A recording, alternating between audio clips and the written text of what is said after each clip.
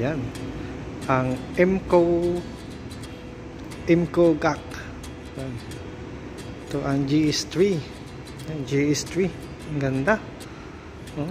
Tapos M6. Ito M6 Pro. Yan guys.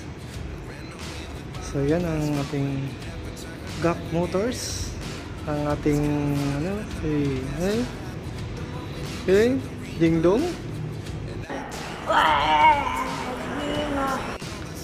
Ito ang ating GS8 na kaparehas natin ng service, no? GS8. Ayan, ang ito yung pinakamaganda. Akala mo R-Part, no? So M8 parang Alphard lang siya, pero mas maganda daw to sa Alphard eh. No? Ayan.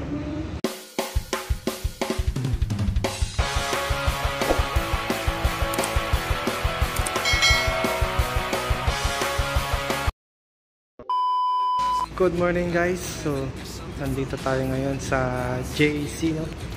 Sa GAC Motors sa may Alabang, sa Puti Road.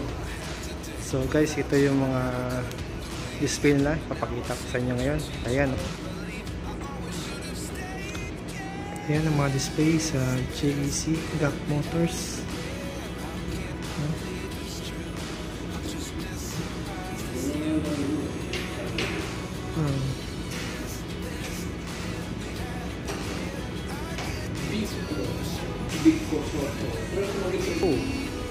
Yan ang Emco GAC. Ito ang GS3. Ang ganda. Oh. Tapos M6. Ito M6 Pro. Yan guys. So yan ang ating GAC Motors. Ang ating ding dong. Ito ang ating GS8 na kaparehas natin ng service, no? GS8, no? Ayan, no? Ang ito yung pinakamaganda. Akala mo R-Part, no? So M8 parang Alphard lang siya, pero ayan guys, yung mga si-service lahat, no? Si-service ng mga sasakyan ito sa JAC. So yung atin nandoon sa labas, yun, nasa labas nakaparada.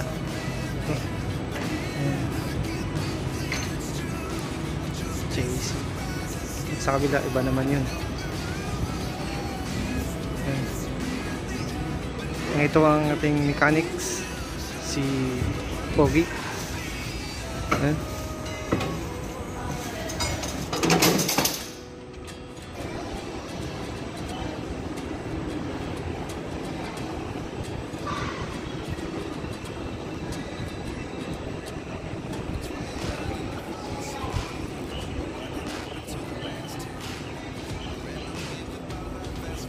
Yan ang ating papaservice na sasakyan sa labas. Ayan. Ayun guys, no, at sinita ko ng guardia. Bawal daw magkuha ng video. So binigil ko lang muna. Tapos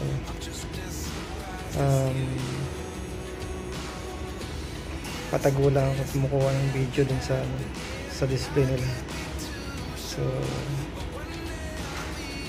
yan, sabi nung advisor, wala namang problema yun, masasalas lang mahigpit yung guardia lang daw.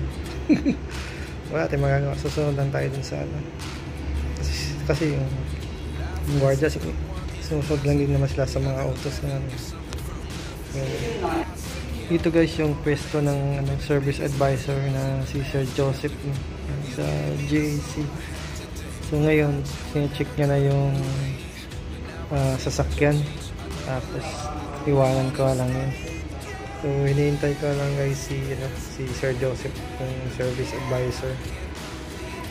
Yan, dito tayo. Pwesto muna tayo ito. Sinecheck niya yung sasakyan. Tapos,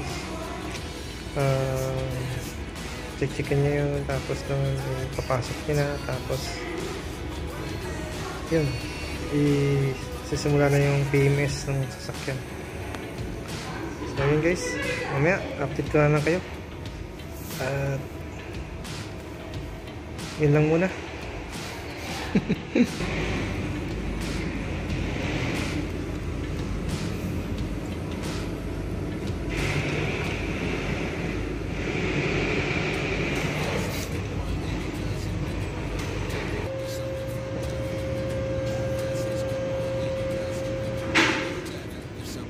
I-lifter yung sasakyan para ano, ayusin.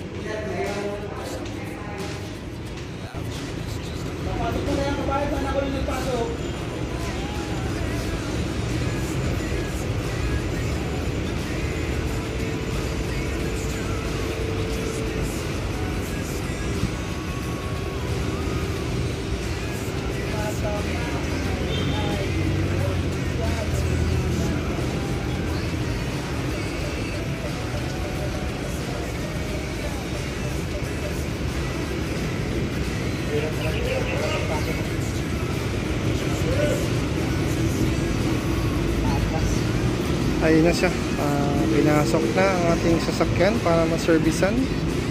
So para ma-service na siya, mamaya babalikan na lang natin.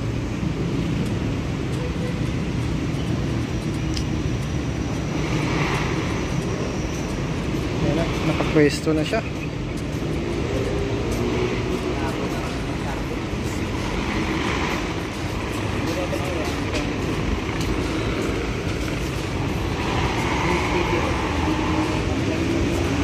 Pwesto na siya para ma-service na.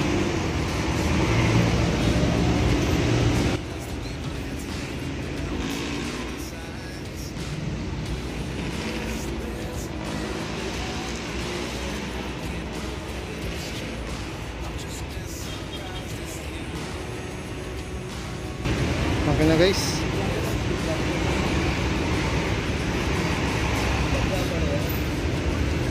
Ayun, mga lahat yan ipapa-service pa yan nasa loob.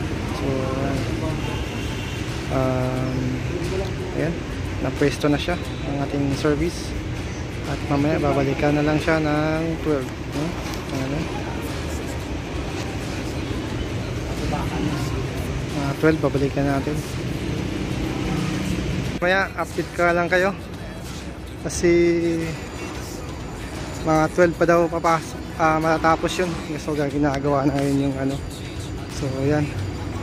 So mamaya update ko kayo guys. So yun na, sila na bahala dun sa sasakyan na gagawin. So ayan, lakad na tayo dito pabalik ng village at sasakay tayo ng e-bike puntang loob ng village. So update ko lang kayo mamaya guys. Alright. Yo, what's up guys? So, ayun. Pabalik tayo ngayon sa GAC GAC Motors para kuhanin natin yung sasakyan. So guys, pabalik tayo ngayon ng GAC Motors at kukunin natin yung sasakyan, yung pinapa-service natin sa GAC. Tara guys, let's go. Ayan. Ito, Baik, taka jeep.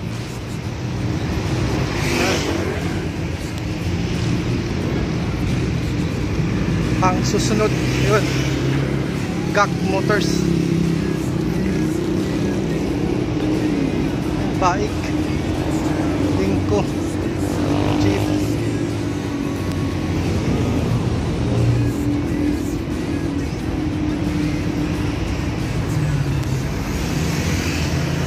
Ito guys, ang GAC Motors. Yan, GAC Motors Alabang. Yan. So yan, papasok na tayo sa loob guys. So tara, at tara makuha na natin. Let's go. So guys, time check 1:30.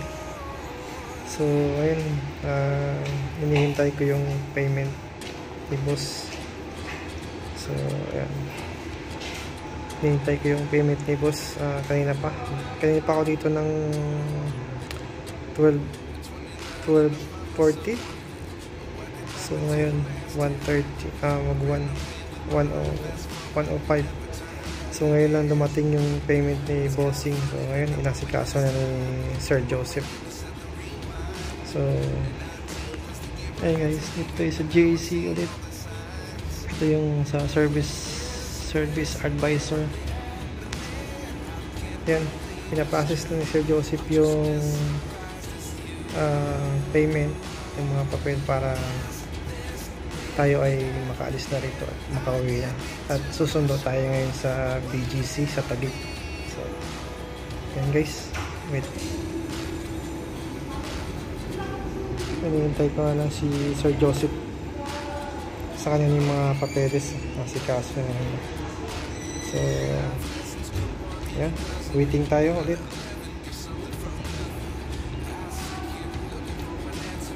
So guys, nililift ni binaba na sa lifter yung sasakyan, tapos na sila to i-dry ng langis. Yan ang mechanics sasakyan.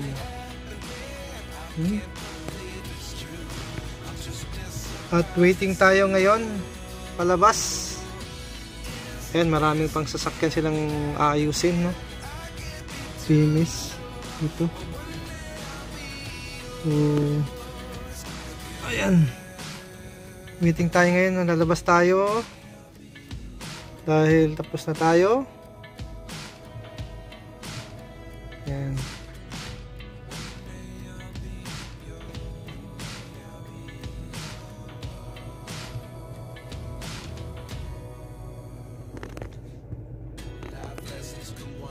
So guys, nahinintay na lang natin yung yung uusog ng sasakyan, yung nakaharang na yun. Hindi tayo makalabas kasi kailangan i-alisin muna yun, i-atras muna nila. So yun guys, tumawag na yung guard para lumabas tayo. Okay, yo! Alright guys, so nandito, ayan, dito na tayo guys sa loob ng sasakyan, no? Nakuha na natin ang sasakyan. So tapos na siya ma-PMS, kahit ng langis, check ng braking system, linis ng brake, o change ng oil filter, air filter. So tapos na lahat. So yan guys, so maraming salamat at hanggang dito na lang ang ating munting vlog. So maraming salamat guys, sana supportahan niyo ako guys, at see you next vlog. Bye bye.